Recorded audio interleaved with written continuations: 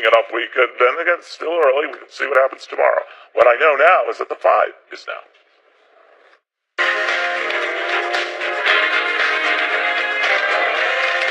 Hi, I'm Greg Gutfeld with Emily Campagno, Juan Williams, Jesse Waters, and she once rode horseback on a Chihuahua. Dana Perino, the 5.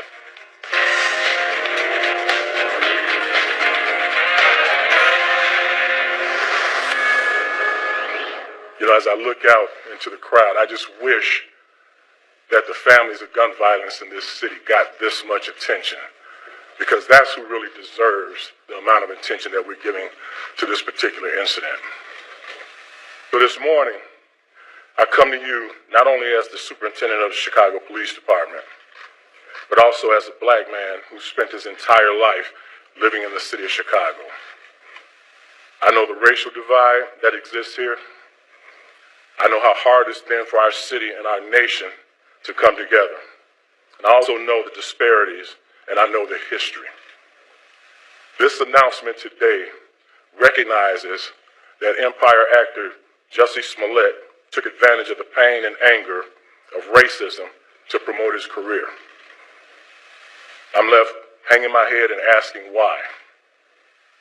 Why would anyone, especially an African-American man, use the symbolism of a noose to make false accusations?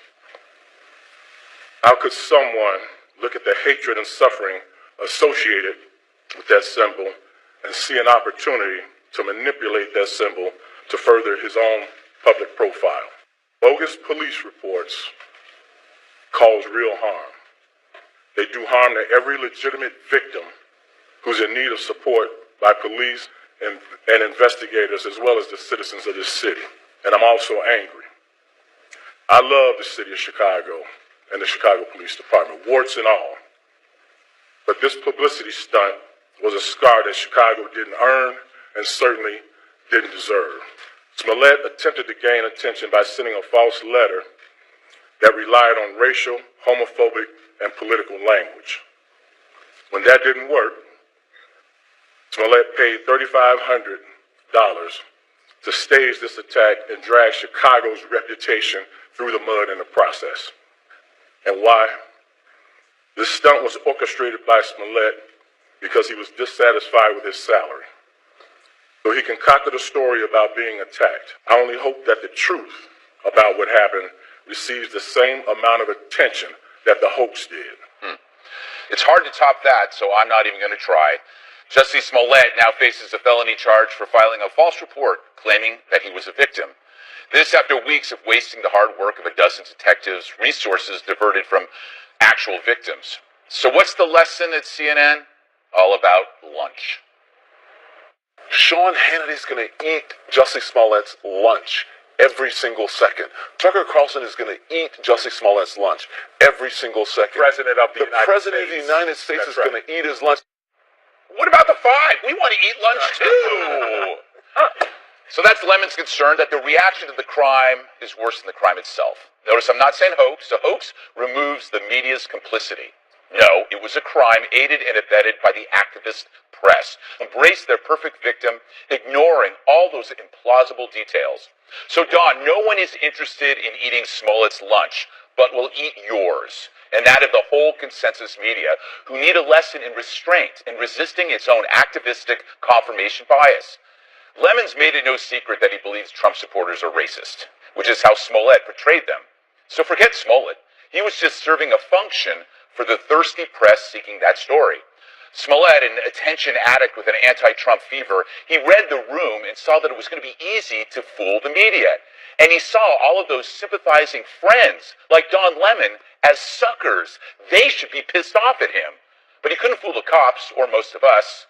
So if your only lesson is that Smollett will be used as fodder at this network, while missing the fact that he played you, then you're as hopeless as we thought. You should have been thrilled that the demand for hate crime exceeds the supply. And that you don't means that it'll probably happen again. Hey, Emily, you are a prosecutor. What are the legal ramifications of this entire case? Lay it out for us. Well, for the filing the false police report, he could face, as we've heard, up to 3 years in prison and then a huge fine.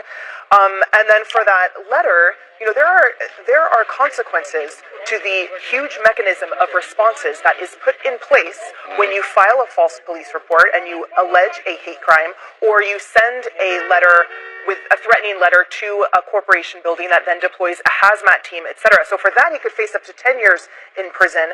But I want to point out what I loved so much about the superintendent's comments. Eddie Johnson, yeah. He brought it back to the real world, which is that there are real world consequences. And the hubris, to me, that emanates out of Hollywood, where this celebrity will take something so painfully large, such as the strife that has plagued Chicago and this country in terms of its racial divide and historical consequences and symbolism of that news, to shine for his own selfish gain because of a paycheck.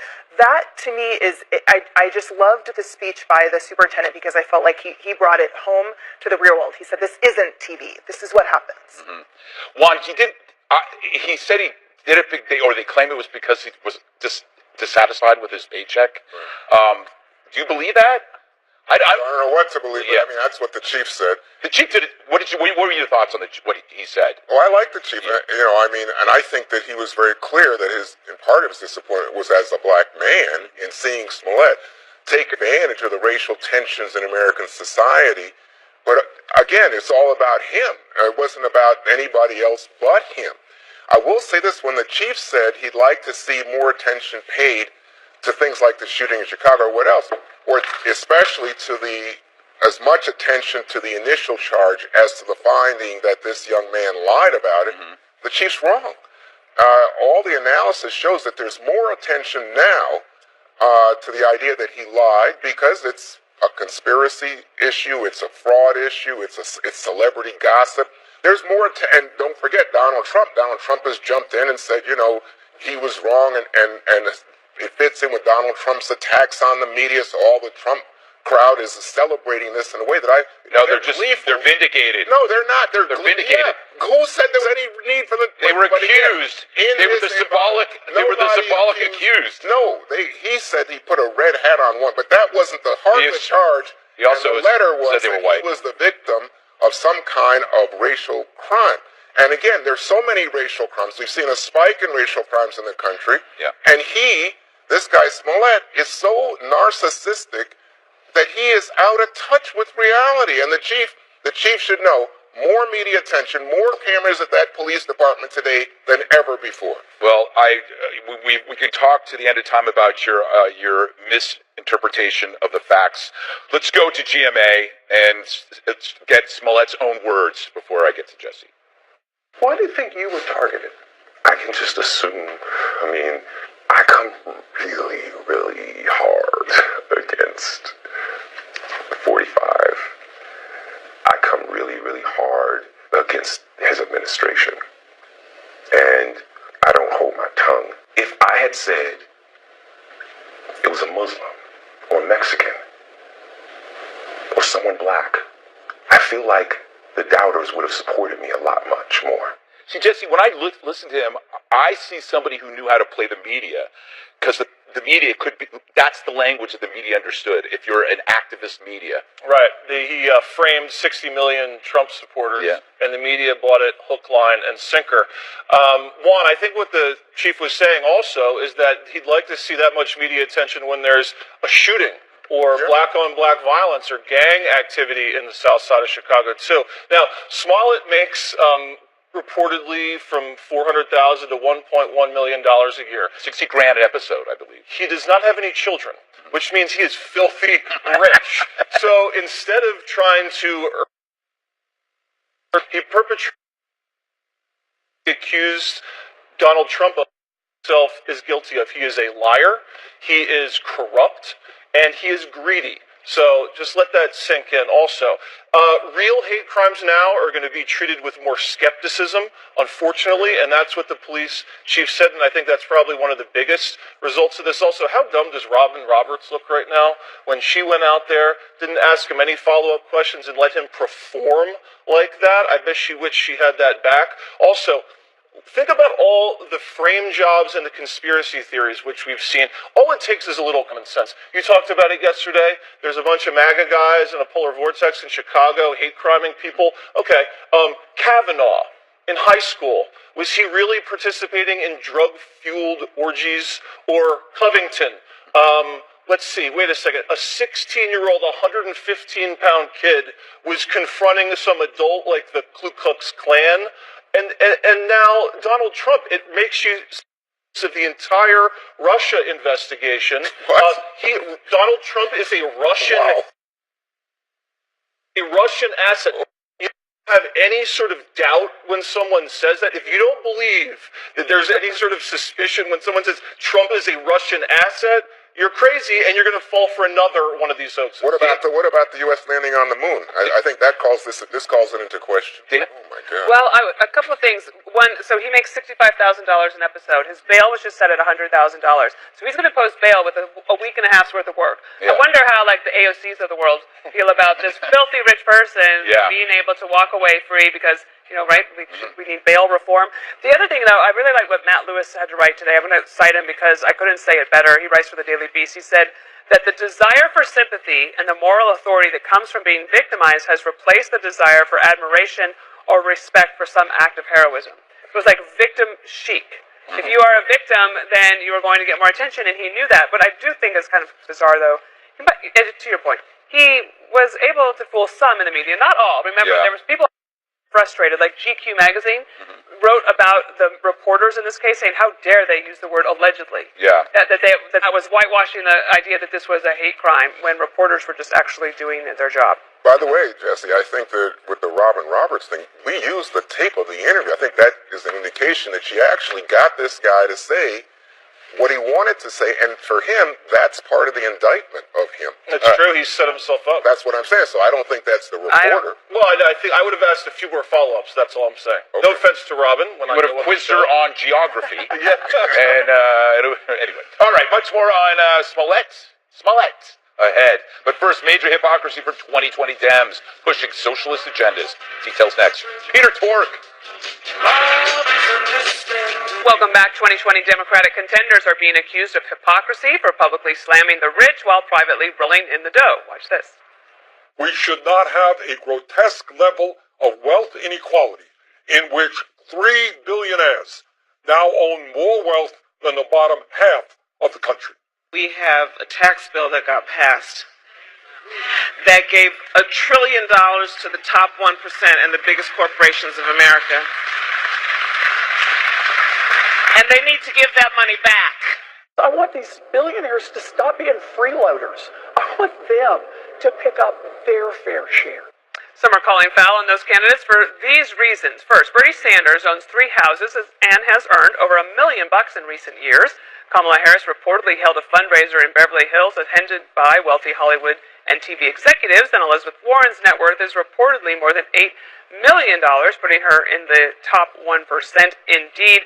On one of the staffers' Twitter profiles for Congresswoman Alexandria Ocasio-Cortez, it says for every billionaire is a policy mistake, Jesse. So now it's gone from trying to help bring the bottom up by like incentives or education, but now it's just completely top down. I wonder if she thinks George Soros is a mistake. Tell that to his face, AOC. I don't think they're even that rich anyway. I mean, $1 million. I mean, compared to Donald Trump or some of these other people, that's nothing. Remember what Trump said about? That's their point. Remember what Trump said about Mitt Romney? He's poor, and he walks like a penguin. When I see a wealthy person with a yacht, I don't get jealous. I get competitive, and I want to own my own yacht, and I want to work for my yacht, and I don't want to take that yacht away from someone else. I want to get it myself. And I think that's where the Democrats are kind of off. They see wealthy people, and they want to make them less wealthy. I think they should be looking at poor people and say, how do you make poor people less poor? Look what Barack Obama did. Barack Obama raised taxes on the rich. Middle-class wages didn't grow. The deficit didn't get paid down. Manufacturing jobs weren't created. And the poverty rate stayed the same. So I don't see a big economic success when you raise taxes on the rich. I think they just waste the money on pork and corruption.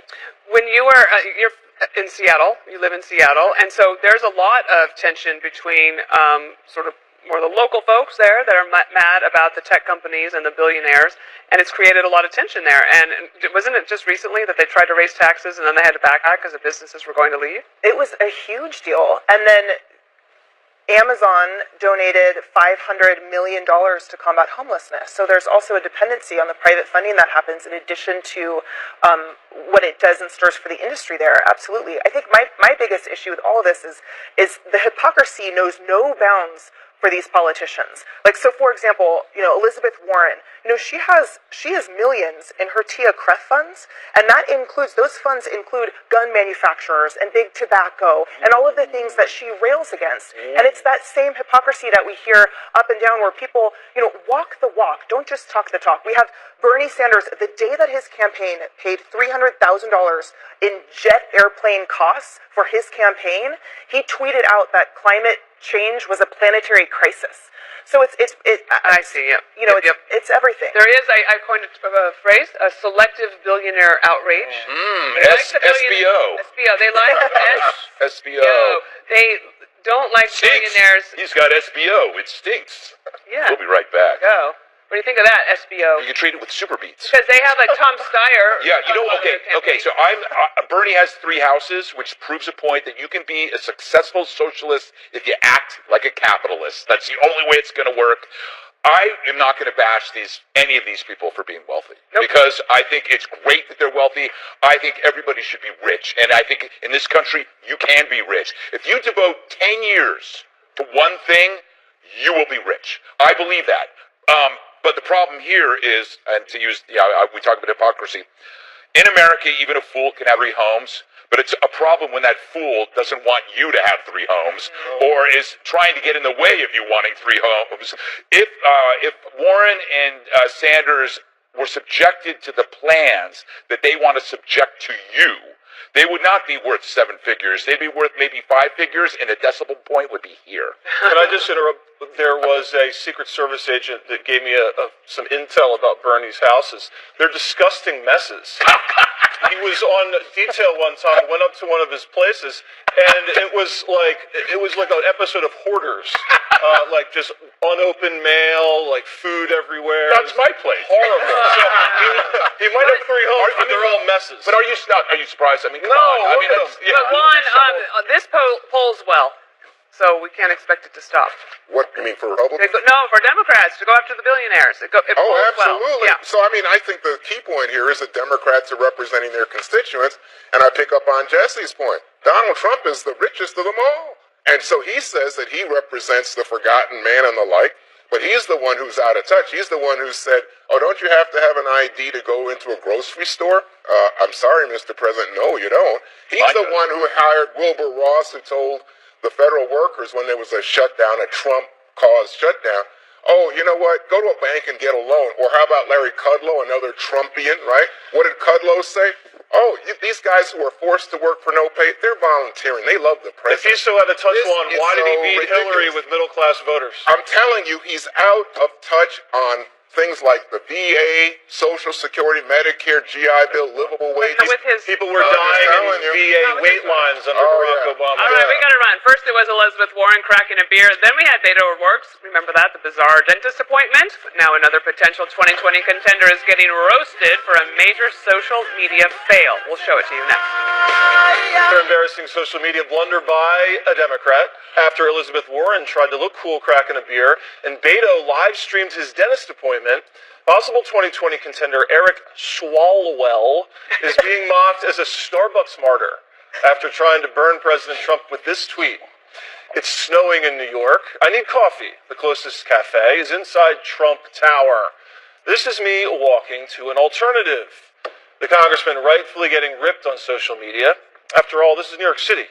As you can see, there's like over a dozen other coffee shops within just a few blocks, including a different Starbucks around the corner. Greg, not a smooth tweet. Would you agree? I say this all the time.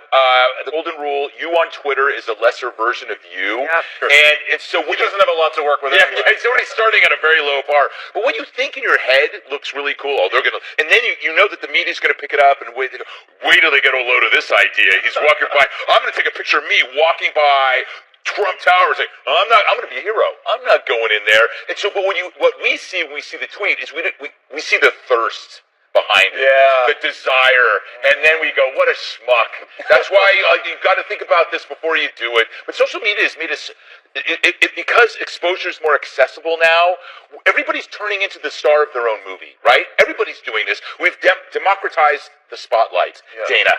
Well, I do feel like he should consider tea over coffee because it's very calming. Oh, are you a tea proponent? I'm a tea proponent. Yeah, I don't drink coffee. Yes, low tea. Well, they can get tea at Starbucks too. Yes, and I also would advocate for, if you're in New York, you should support the trucks, the food trucks that are on the side of the road, because those guys need your business. Yeah, and Trump Tower needs your business too. Definitely could use that $1.25, right, Juan? Why not? But I think Dana's wrong, by the way. I think there's more caffeine in tea than in coffee. No, there isn't. Yeah, I think just take one. Fake news. Juan, have you ever stayed at a Trump Tower or any sort of Trump property? Do you think not staying there is cool? Like yes, I do. You do. I would not even go close to it. I would run. You couldn't get the video of me because I'd be gone. So I think, look, this is all levity. He thought he was having fun.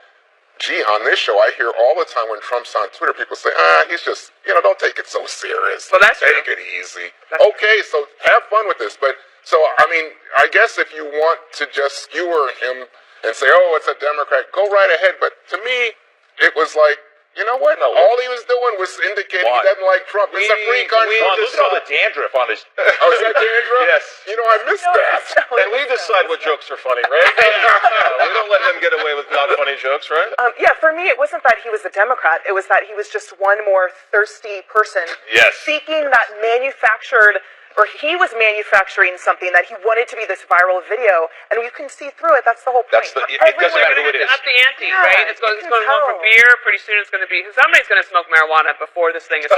They're absolutely... Tide Pods. Kamala. Swalwell should do Tide Pods. Is that still in? No, do not listen to me.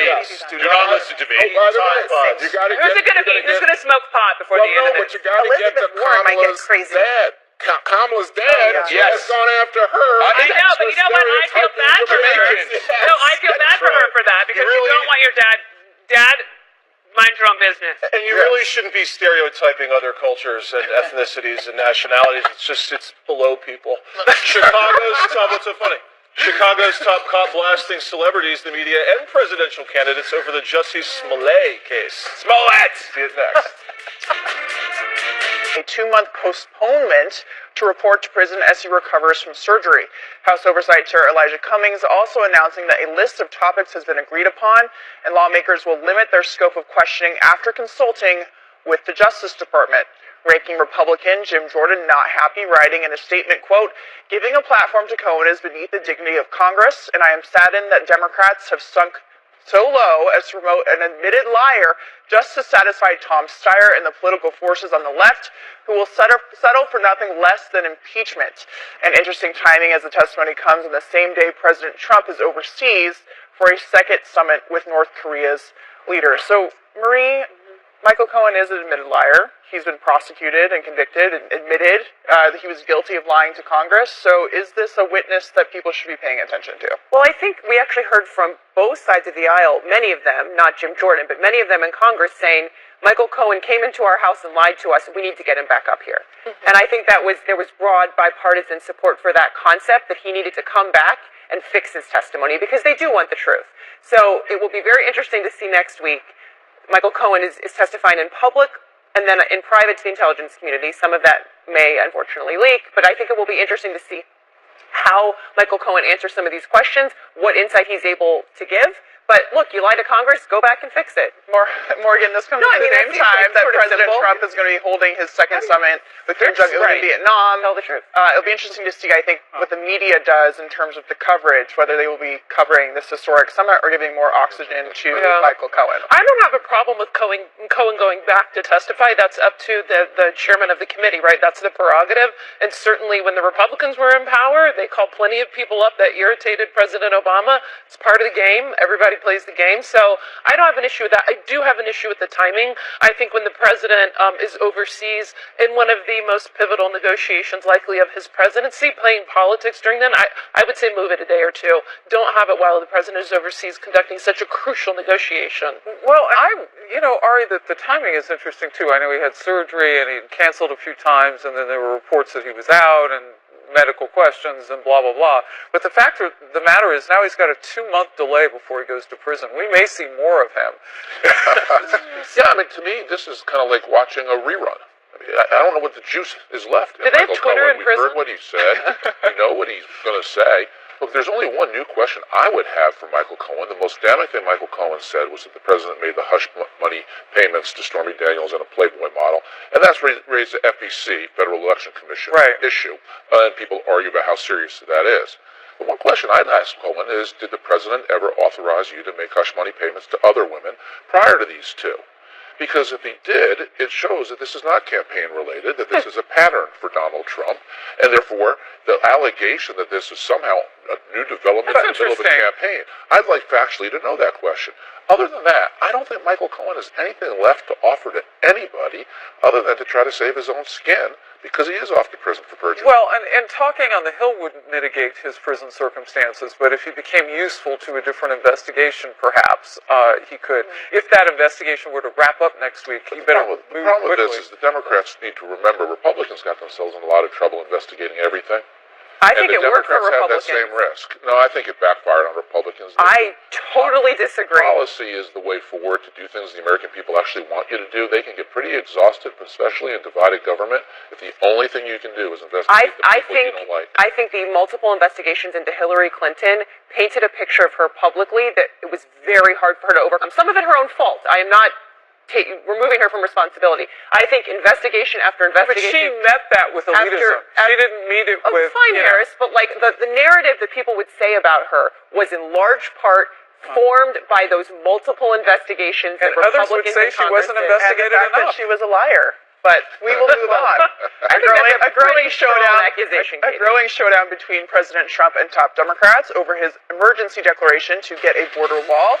House Speaker Nancy Pelosi setting a vote to try and block it. And now one Republican senator is breaking with the president on the issue. Will others follow? Or will the GOP stand with the president on building the wall? That's up next. House Democrats are planning to force a vote as early as tomorrow on a resolution blocking President Trump's emergency declaration for a border wall. House Speaker Nancy Pelosi is now urging members to sign on as co-sponsors by tonight. Democrats are also looking to get GOP votes. If the resolution passes, Senate Minority Leader Chuck Schumer would be able to force a vote in the GOP-led Senate. Republican Senator Susan Collins said yesterday that she would support a resolution of disapproval on the emergency declaration. And the Hill has identified 9 other Republican senators who may also vote to block the president's order. The White House promises a veto if the measure passes the Senate. All right, you are just brilliant with messaging. You've worked in a White House. What would you be telling this White House to do right now? Well, this is a hard one for me because I'm in a different spot on this. You know, I think if Congress had never passed an agreement on the budget to keep the government open, then the president would have been right to declare an emergency because we need to protect the border. Congress enacted a compromise, and whether you like it or you don't like it, Congress acted, the president signed it into law. So I don't think he had the right grounds to declare an emergency here, particularly when he could have gotten so much of the funding additional to what was appropriated for the border as a result of the money he tapped from Treasury and the money he tapped from Justice. So he could have gotten so much of what he wanted without throwing down the gauntlet on emergency. And I am one who believes that if you call something an emergency, it should be bipartisan. it should be something that most people shake their head and go, yeah, thank goodness you did it, because this is an emergency. Okay, so the White House won't call you on this one. No, I have caller ID. All right.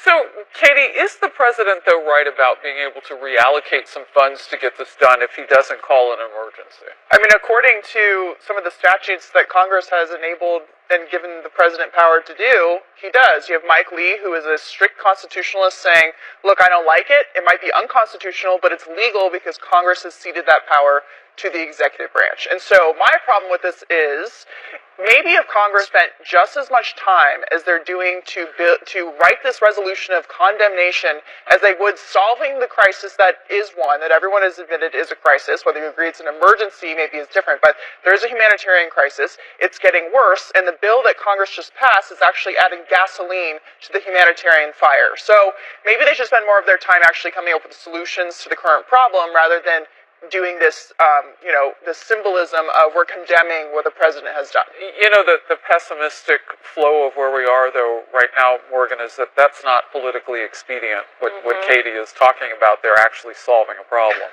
Yeah, and I think what's ultimately going to happen here is the House will probably pass this, and in the Senate, Susan Collins has said she will already support it, and I think you only need, 4 Republicans in the Senate? They say they have 8 or 9, I mean... But what I don't think they will have is a veto-proof majority in the Senate. So ultimately, if this does get to the president, this is a political exercise on behalf of the Democrats because the president will clearly veto this bill.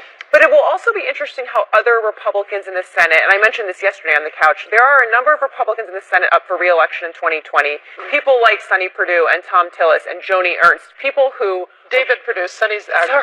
Sorry. Yeah. I'm having a moment. That was good. Thank you. my buddies. I love the Perdue. Yes, Senator Perdue.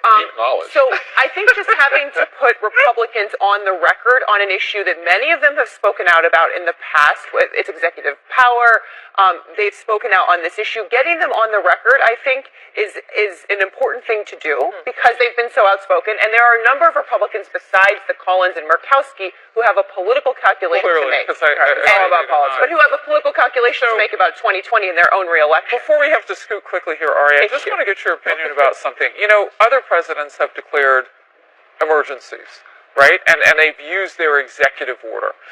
Or executive privilege to do that. How is this seen differently? Democrats are threatening, and you say, well, you know, maybe this could happen if you wanted to do it over gun violence, that sort of thing. But how is this different? No, look, I think that's a fair point. And in the tit-for-tat world that politics is today, that's a justifiable position to take.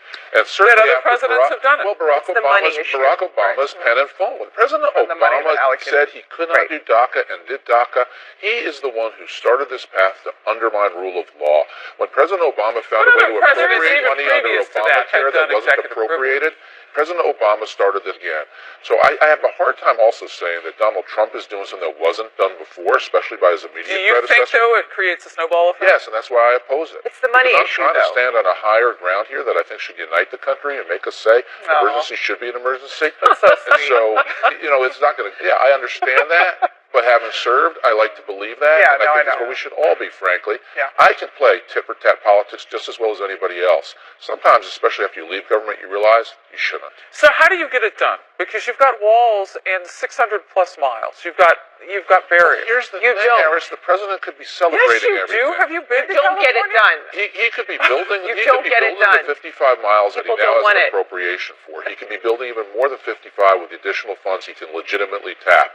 He can be holding ceremonies to talk about the new judges that are a part of this bill, all the law enforcement equipment. This could be a celebration moment after moment after moment of a media moment for the president.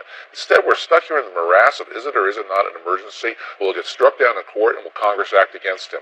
He's picked through the emergency a whole bunch of trappings that are going to take away from all the celebrations he could have had over his enacting border security. He could still do it. But he's got both now instead of just wins. All right, we'll move on. Independent Senator Bernie Sanders planning to make his second run for president as a Democrat. But an old interview from the 1980s has revealed just how socialist, I think that should say how socialistic, the Democratic Socialist really is. We'll break it down next.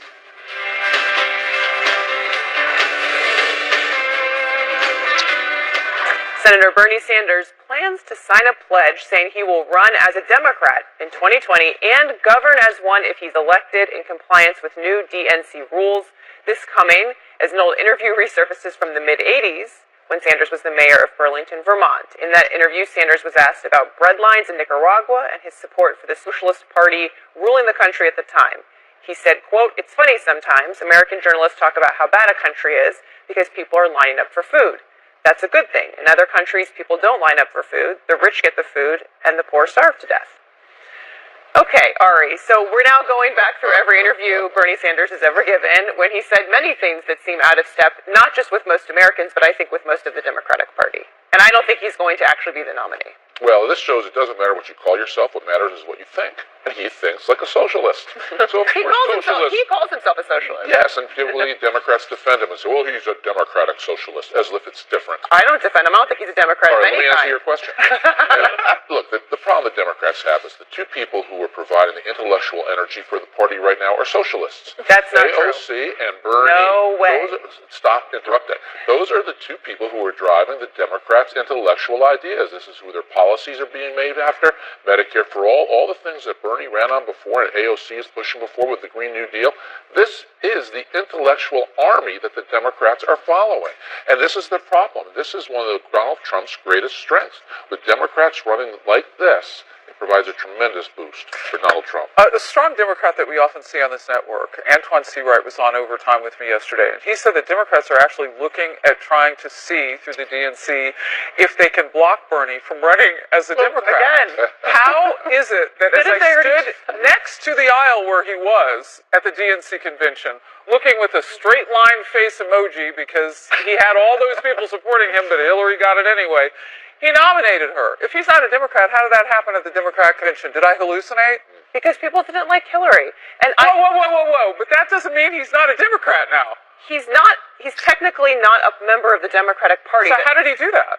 Because he got people to vote for him because they didn't like Hillary. My point to Ari's point... No. How was he able to nominate her? Because he ran in he got on the ballot. Can we get back to the socialism part of this? Sure, yes. I think Bernie Sanders should actually be taken very seriously in this sense. The majority of millennials, which is a generation that is 90 million people strong, believe that socialism is better than capitalism. The 2020 election is going to be a fight between the free market and socialist policies. Bernie Sanders believes in Marxism and communism. He's praised communist Russia, as you just saw with the quote there. He thinks that breadlines are an example of a government actually functioning. He wants America to be like Venezuela. He's on the side of Maduro currently right now. He doesn't want the United States to go on behalf of the people there and bolstering them. So, we should take him seriously. He wants a different vision for America than it has been. And so, based on the number of people who believe in that ideology now, I think we have to really combat it with talking about the detrimental effects communism and Marxism and socialism had on a global scale for centuries. But Morgan, the reason I was pushing back on Ari is because as a Democrat who is listening to all of the candidates, you have a large majority of the candidates running who are not socialists and who are running on Medicare for all, who are not running on social. That's not a socialist technically system.